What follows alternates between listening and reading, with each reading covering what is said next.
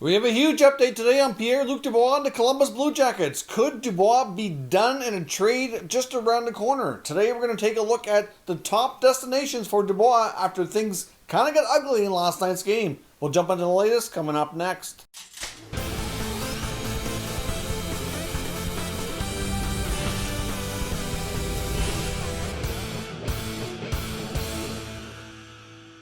So welcome back to another video here at Top Shelf Hockey. Now, as I mentioned, we have some updated information here on Pierre Luc Dubois. We saw everything kind of take a bit of a twist last night in the Columbus Blue Jackets game against the Tampa Bay Lightning, where the whole Dubois and Columbus saga took a twist, and we saw Dubois be benched for more than 2 periods. His last shift was about 4 minutes or so to go in the first period, and Tortorella decided to sit him down for the remainder of the game, so it certainly has a lot of people talking, and justifiably so. Now, at the same time here, I want to say that I feel Tortorella was justified in benching him. I'm not sure I would have benched him for the entire rest of the game, but the shift right before his last shift, which he only played, I think it was less than 4 minutes, had 5 shifts total, you could tell the effort was just not there at all. Like, it was a terrible shift. He almost collided with one of his own players in his own end, went up the ice, had a puck battle with, I think it was Tyler Johnson, a defenseman,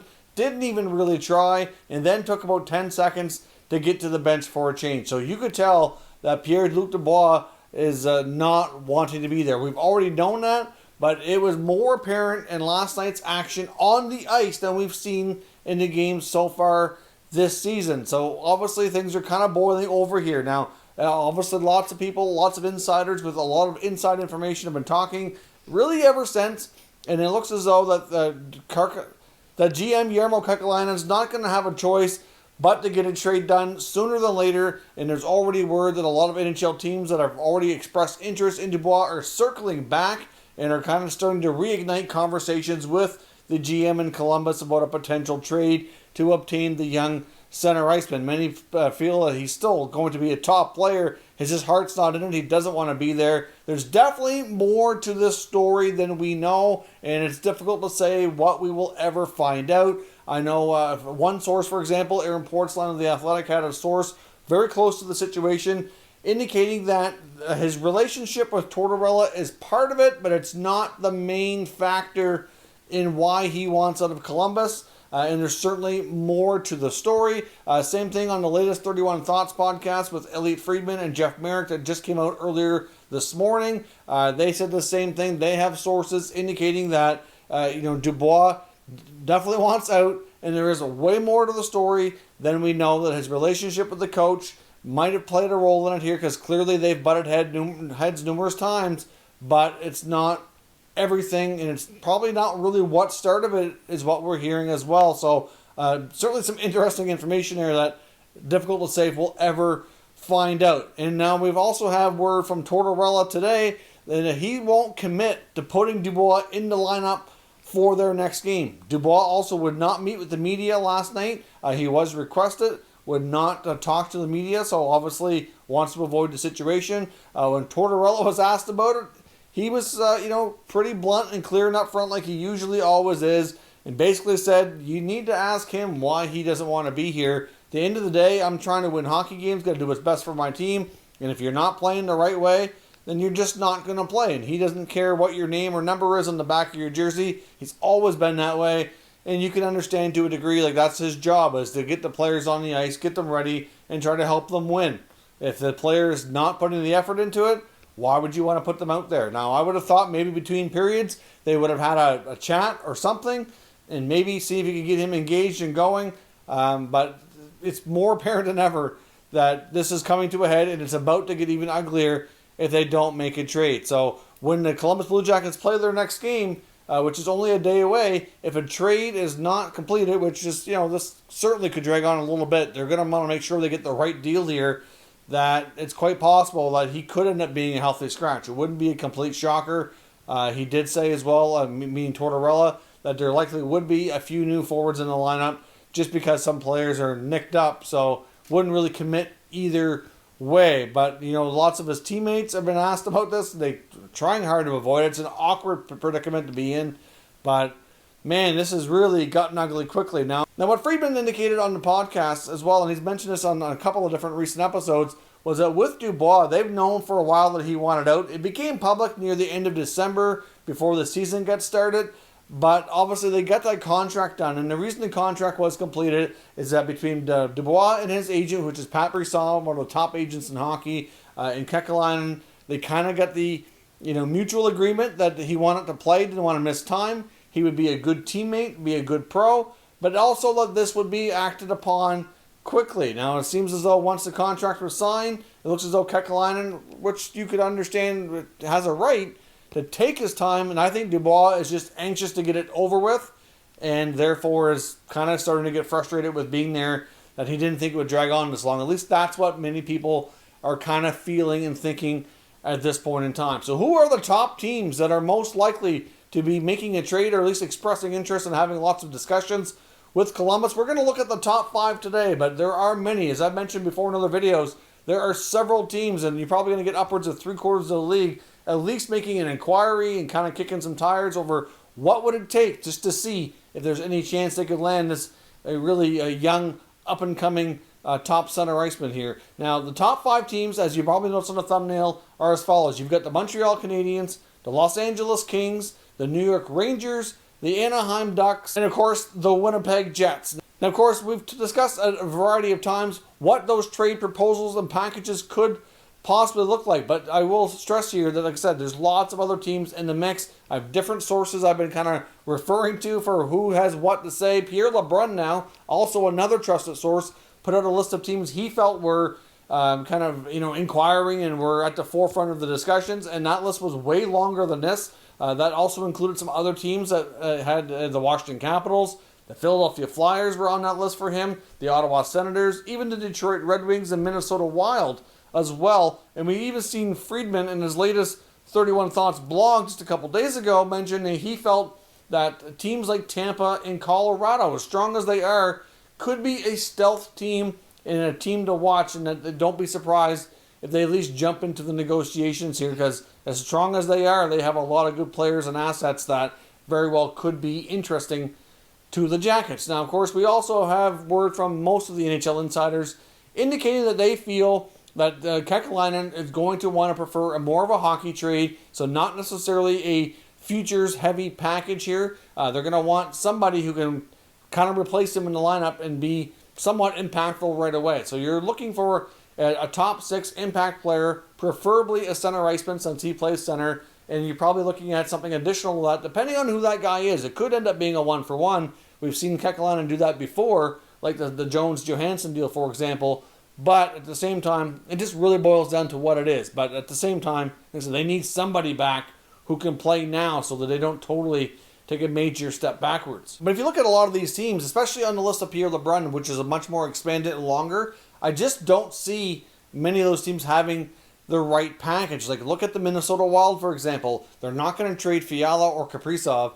They need a top center in the worst way, so I understand the interest. But what are they going to give up? They're really intrigued. Columbus, I'm not sure there's really much of anything there. I mean, they have a guy like Matt Dumba, who would be a very interesting choice, who has been rumored to be on the move ahead of the expansion draft, but I'm not really sure Columbus is in that market. They've got Jones and Werenski. I just don't know that they're going to want Dumba to be a number 3 defenseman there. So, to me, maybe, but highly doubtful that would be something that would make sense. Even look at a team like Ottawa. Yes, the Senators are also a team who could use a top center. I mean, they have some really solid guys right now that are on their way up. They're developing, and they may not be top elite players today, but they project that they could be down the road. Like, you've got Josh Norris, who's playing the role in the first line center right now. You've got Tim Stützle, who was just drafted, starting on the wing, but very well could be a top 6 center.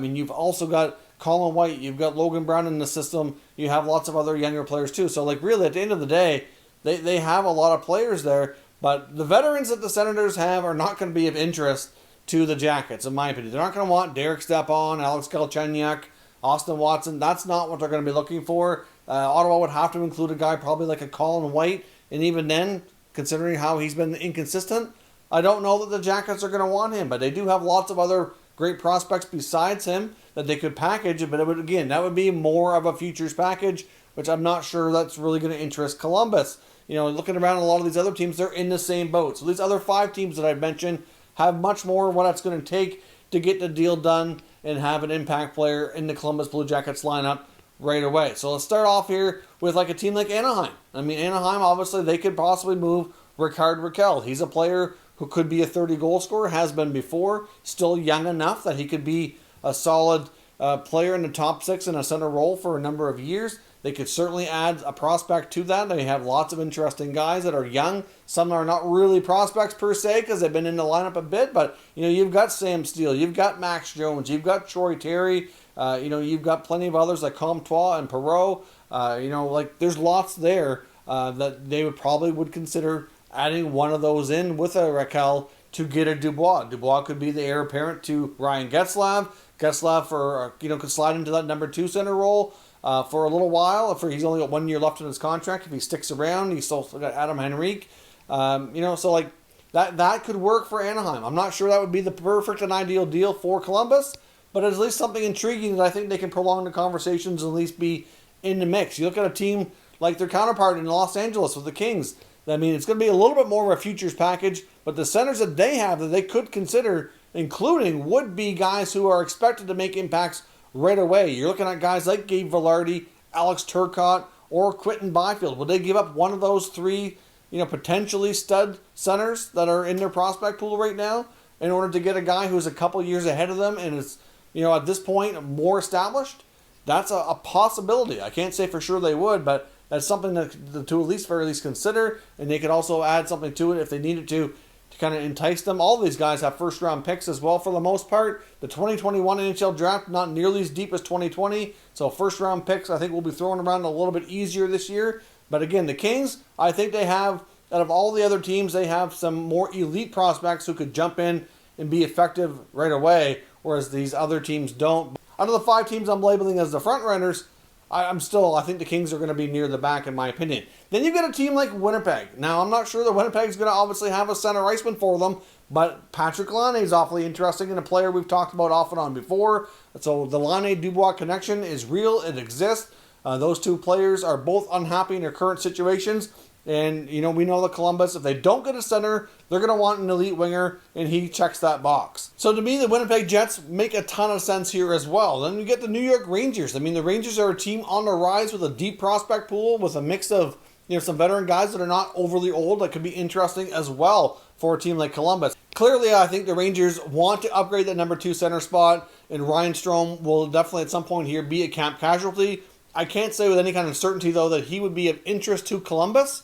They'd have to include something else significant for them to take Strome as well. I know Columbus would probably want Kakko. That's my guess, because I think they would know that Lafreniere would be more untouchable than Kakko. Not that I think Kakko's available. I don't think he is or would want to be. I just think that's what Columbus would want in return, because I'm not sure they're going to get that elite center, but they could get a guy like Philip Hedl, for example. Hedl could be that guy looking for an opportunity to step up, play a bigger role. He has a fairly high ceiling as a young player in the NHL as well. You throw in Philip Hedl with a top high-end prospect. Maybe Tony DeAngelo's included. Probably not, though. That's probably not going to get it done for Columbus. But still, the Rangers have a lot of parts there with some very interesting prospects and young players that could certainly be a part of a package to make things very, very interesting. But at the same time, I'm not sure how anxious they're going to be to move away from any of their top picks. Then you've got the Montreal Canadiens, who have been rumored to be Dubois' top selection all along. Now, I'm not going to say with any kind of certainty that they indeed are, but some reporters believe that to be the case. Now, if Montreal is going to make a pitch for Dubois, I have to think that Phillip Danault is going to be front and center in that package. I mean, clearly Phillip Danault is a player who's kind of fallen down to be that number 3 guy for them when it comes to their depth at the center position.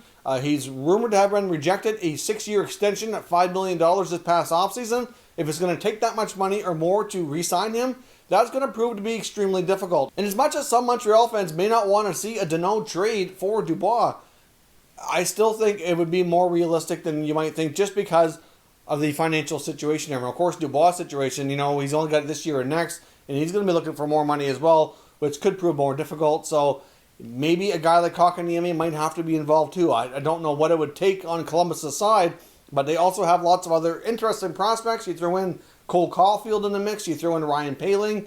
There's lots there that Columbus could be fond of when it comes to putting together a package for Dubois. I mean, obviously, I think the only couple of players that on the young side of things for Montreal that would be untouchable would probably be Caden Primo as well as Alex Romanov. I think the rest of them are possibly up for grabs in some aspect or another. Suzuki certainly wouldn't be there, but you have Dubois and Suzuki as 1-2. Obviously you wouldn't want to trade Kotkaniemi to know both, but somebody there would intrigue the Jackets for sure. I mean, I don't know what it's going to take for Columbus, but those are the teams that I think have the most likely chance to pull it off. Like I said, lots of other teams in the mix, but after last night's events, you can't help but wonder if his time in Columbus is indeed coming to a very quick and abrupt end here. The relationship seems to be, in serious trouble. I'm not sure that his teammates trust him to be out there. Not sure that a coach trusts him to be out there. He could be a healthy scratch, and we'll see how quickly something comes to fruition here. So give me your Dubois mock trades down in the comments. Let me know what you think it's going to take. Who's the most likely teams to get it done, and where do you see them ending up? Let me know your thoughts down below, and we'll discuss further. If you're new to the channel, consider subscribing and turning on your notifications so you don't miss any future content. And give this video a thumbs up if you enjoyed it. I'd appreciate it if you did. As always, thank you for watching, and I'll catch you next time.